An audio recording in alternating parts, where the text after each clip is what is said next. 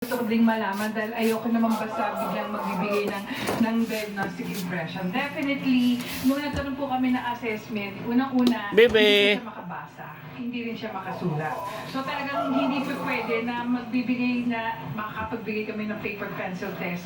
So nung nagbibigay siya ng stories niya, sobrang mga phrases lang, in 2 words, 3 words, gano'n, and then paulit-ulit lang. So I have to stop, and then nung tinatanong ko na siya, sabi niya gano'n na, hindi ko kaya yan. Wala akong alam. Hindi ko alam kung ano yung letter A, kung ano yung letter B. Pero pag tinanong niya siya kung paano siya magsukli, believe ka. Dahil kasi may practical skills. So ibig sabihin po, pagdating sa ganitong pagkakataon, Bebe!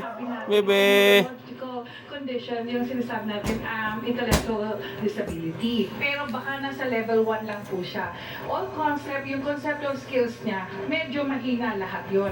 Pero meron siyang practical skills, which is yung pagsusukli, yung pagbibilang, yun lang po yung talagang alam niya. Pero in terms of social skills, medyo sabihin na natin. Kasi meron pa pong isang na-discover na si Burnok po ay hanggang age 29 ay ginugulpe.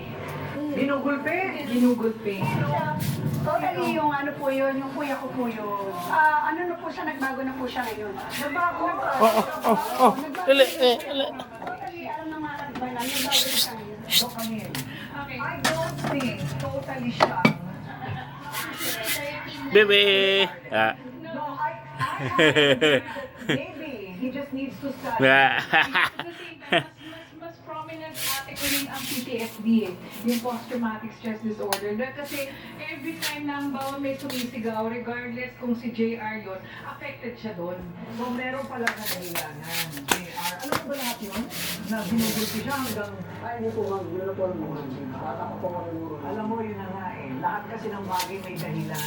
Okay, ito na ha, yung sa kakampi ko naman JR, may magandang intensyon si JR. Ayaw! Wag mo! Mapapalingon ka na. Pogi! Humarap ka na!